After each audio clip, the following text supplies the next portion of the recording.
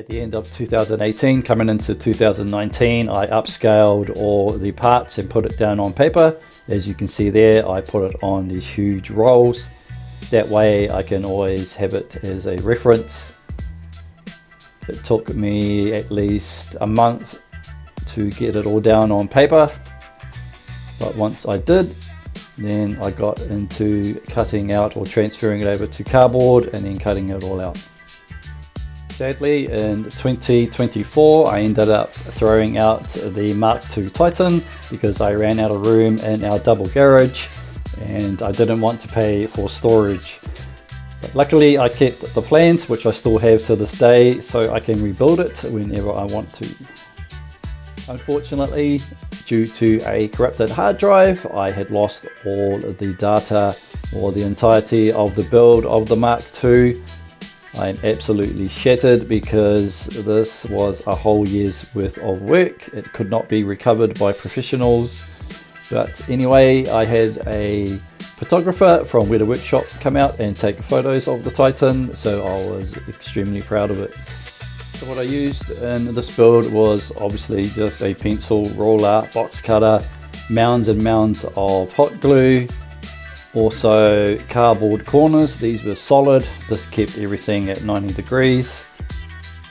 And also double layer corrugated cardboard. The stuff was solid from our local hardware store.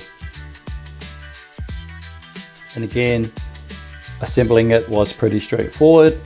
And of course, keeping in mind that the key feature here is changing its armor. So in other words, you could remove the ears and exchange it for a different type. Also the jaw and the armor on the face. Also the armor on the tail. And also any armor that I have created for the legs and thighs.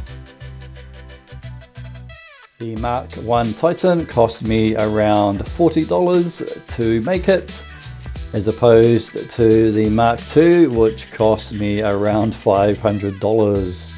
So there was a big jump, but obviously the Mark I was just a quick mock-up to see what it would look like, and the Mark II is a lot more solid. It has more detail, and you could also sit on it. Even though it couldn't hold itself up, as you can see there, I am using these two rectangular speakers underneath it to support the weight, but still it was another step in the Titan build. After completing the Mark II Titan, I realized that building this for an adult would be very expensive. So you're looking at thousands and thousands of dollars, possibly tens of thousands to have this built. So I sat back and thought I'm going to have to downsize and start small. So I came up with the idea for the baby Titan Mark I for children.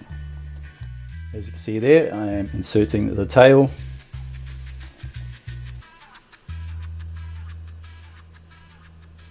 Then the seat.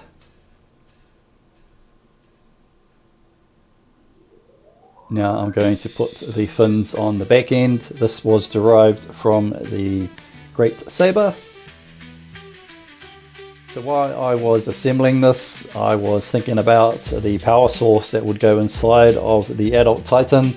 The torque on the electric motor would have to be extremely powerful in order to move both the Titan and the rider. There were also a lot of other things I had to take into consideration, and that was the weight to power ratios and everything else in between, because when you scratch build something and you invent something, you have to do it all from scratch, and you have to do a lot of R&D and a lot of testing.